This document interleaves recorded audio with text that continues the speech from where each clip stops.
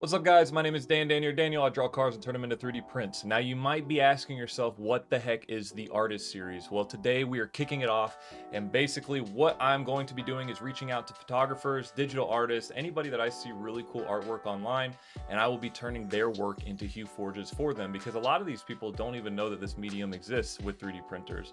So I want to show their work off, show you guys a tutorial of how I would work through their art. That way it kind of gives you a better understanding of HueForge in general. These files are not going to be available to download or to print, just out of respect for the artist, but I will have links to their socials and whatever links they wanted me to link in the description. Today we're going to start off with the Shady Sail. They do a bunch of cool stickers and 3D models over on Etsy. They also have a Blue Sky account if you want to go follow them over there, and we will go ahead and get into the Hue Forge. So like I said, let's go ahead and get into it. The image here that we have to work with is a little bit problematic for Hue Forge in general, and the reason that it's problematic, or can be, is because of the gradient work that's going on in the background.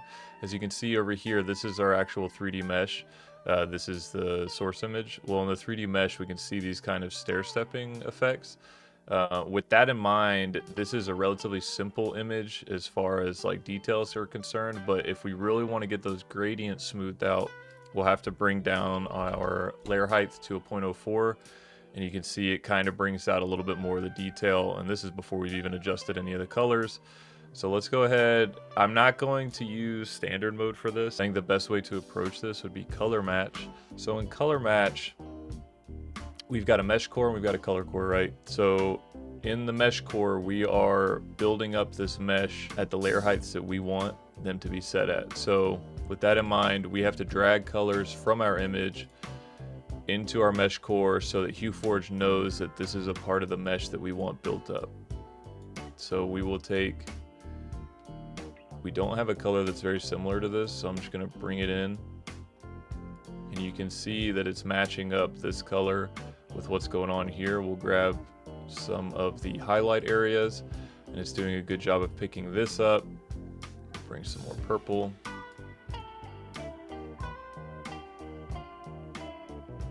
Bring this up. Bring in a little bit of pink here to get these gradients going. Bring in the more magenta somewhere in here. So while we're doing this, we're trying to, like I said, we're trying to match up the colors from the image with the Hue Forge. So here we've done a pretty good job. I see this kind of off-putting pink. So let's go ahead, and if we come over here, we can grab this area and maybe get a little bit more blending. So come up with this, come down. The reason, I don't know if you guys can see it, the reason that I'm bringing the filaments around in different orders is due to whenever you have these equal signs, that means that the color is fully saturated. You're not going to get any more saturation out of this color. So you might as well just, if we're going to make it as thin as possible, we'll bring it all the way down here. So with the white, with the background, we can actually swap black and white. So if I bring this all the way down to here, you can see now we have the Pokemon resting on top of the white. The white will be our base layer, which works for this. Let's turn on wireframe so you can get a better view of this, which works pretty well just because of the way that this image is. Obviously Gastly is on top. So this looks pretty good as far as the mesh core side. Now, so we've made the mesh. The problem here is we need to go to the color core. So let's go ahead and we're gonna grab some white. We want to really, we want to load TD white. TD referring to transmission distance. That's how opaque your filaments are. So here I've got a 1.5 cotton white. We'll bring that in. That can be down low. We will bring in a basic black. I've got a Polyterra charcoal black. We'll bring it down. We're trying to match up what's going on in the mesh core to what's going on in the color core. You don't have to, but it does make your life easier, especially for images as simple as this one. And we'll see what kind of filaments I have that we can match up. because I'm not sure that I have all of the purples that I'm going to need for this, but we will try our best. So I'll take our Polylite purple. We can bring this to about here. I know I have a good magenta. I've got a couple good magentas. I think that this would be a good magenta for what we got going on here.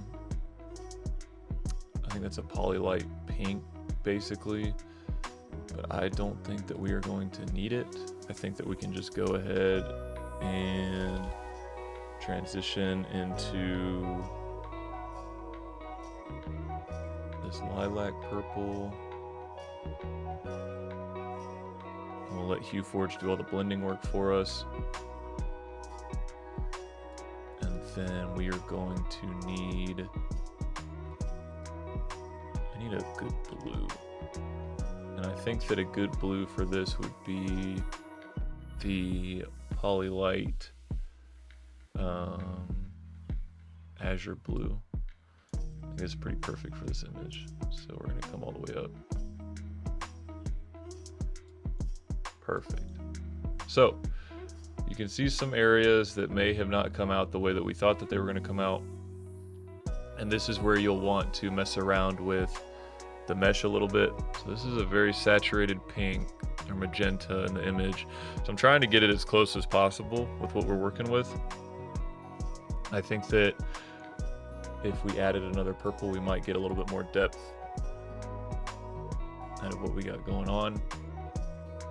So let's bring in our army purple. So yeah, so this is looking pretty solid. So after playing around with this a little bit, basically what I was finding was that, you know, you're gonna get these stair-stepping effects just with these smooth gradients, but we can get it pretty dang close to what the original image is. A little bit of cleanup that we could do is maybe get this pink a little bit better with the, you can see that we've got some spikes going on. So if we turn on spike removal to just fast, that really cleans up those edges. Because what's happening when you get those spikes is that HueForge is seeing exactly all of the color around here, and it's seeing all of the pixels. So it tries to compensate, and it's matching the color of those pixels directly, and that's why you'll get some of those spiking effects. So spike removal is very useful for that. Like I said, we're at a 0.04 layer height, so there's only so much that we can do with these gradients. But I think that this is a good spot to be at. I think that we are pretty close with the way that HueForge works. So we will move on to our next image. So before I move on to the next image, I want you to notice that we've got 2, 4, 6, 7 colors, and all of them are relatively low TD. These are all pretty opaque filaments. They're all under a 4, this blue being the exception. I use this blue to try to get some blending, and it's just a really good blue. With that being said, we use these low TDs because we wanted that quick color separation as quickly as possible. There's not a lot of blending here. There is some blending along the edges, and maybe if we used like this polychroma magenta, we could get a little bit closer, but then we lose the colors, the color accuracy, which is what I was going for more so than the blending accuracy. There are going to be some trade-offs unless you just own every filament under the sun. I do not. I do have a lot, but I do not own every color. So like I said, this looks really good. I'll print it and show you at the end what it looks like, what it turns out to be. So this is image number 2. We will show off one more image after this, just to kind of give you guys a better idea, and we'll wrap it up. So with this image, very easy, very simple to do in HueForge. All we have is black and yellow. So if we look over here in image format, it's simple. There's no color separation, there's no blending, there's no any of that. So literally all we would have to do here is we find the closest filament, that's this army light green. We can turn off everything else. Boom, bang, bada bing, we're done. So we can go ahead and print this out. We can bring up black a little bit more to bring those details at the top of the skull in a little bit. And other than that, it's ready to go. She's fresh and ready. So like I said, it's very important to go and look at the image format of any image. This one's so obvious that it would be simple to do in HueForge, But in general, it's good to look at your images in luminance when you're working in standard or combo, just to get an idea of what HueForge. Basically, you're looking at the image in HueForge's eyes, through HueForge's eyes rather. So it's just good to look at it that way. So let's bring in our third and final image, and I will show you how to navigate that one as well. All right, third and final image. So this one should be relatively simple as far as things go. We're not dealing with that many colors. We're dealing with 3 primary colors, maybe 4. Some pretty smooth gradients, nothing too crazy. So if we look at it in luminance, we might be able to get it pretty dang close with standard, to be honest with you. So let's go ahead and we'll try. I don't think I have this purple at all. It's the same purple. So let's use this. No, we can't use Protopasta, so it's a 16. Would not work for what we want to do. So let's get, I guess we'll just go with what we've got. So let's try this deep purple. Not even close. Let's try Autobot blue. Also not even close. How do we not have a purple like this in the library? Like, this is pretty close to my logo, let alone this image. So I guess for this image, we're just gonna use what we've got. So you can see it matched up here. It didn't match up the dice. You can see a little bit of the edges of the purple in the dice. That's just showing that it's printed down low. You will see that in the image, but it's okay. No big deal. So let's go ahead and we'll find the closest to this. Lavender purple. So right around here. That looks good. Let's bring up the black a little bit to get the details to come through. Try to darken up that purple a little bit. And then let's go for these light blues, these ice blues. So we have a high TD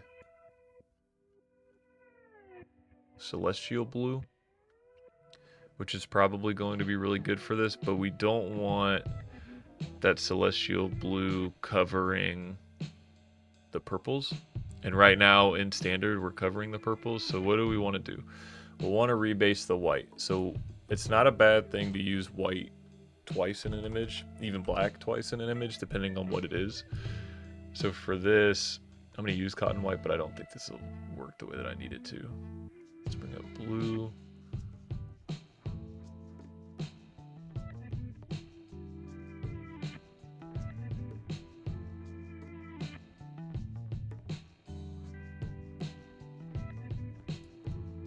That works. So you can see that we got the highlights of the blue in the general areas that we're working with. I'm going to bring them all the way up.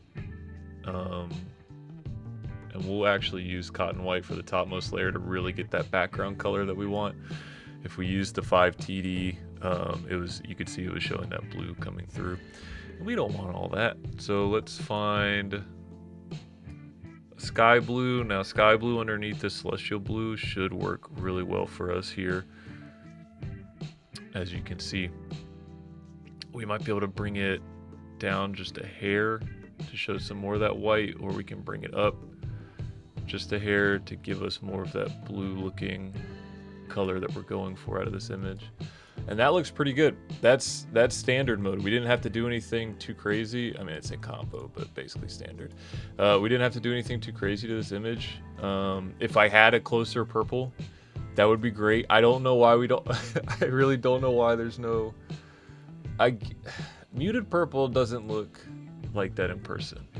So I'm not sure why we don't have a color that's closer to this. We need to find a purple closer to this color. There's so many different purples. Personally, I own like 7 different purples, trying to match my logo. But anyway, so we are really, honestly, I'm happy with this result. And if we middle mouse click, we can see how it's going to print. This is the slicer view.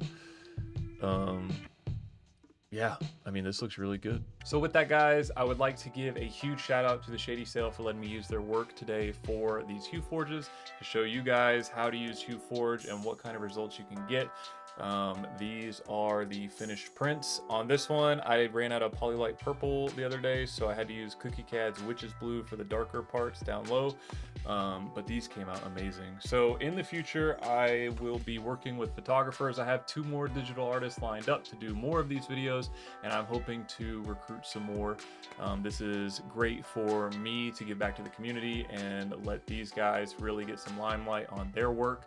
And it also lets me do some walkthroughs for you guys. So like I said, if you learn anything or you just enjoyed this video, please like and subscribe, share with your friends. If you have any digital artists or photographers that want their work shown, please send them my way.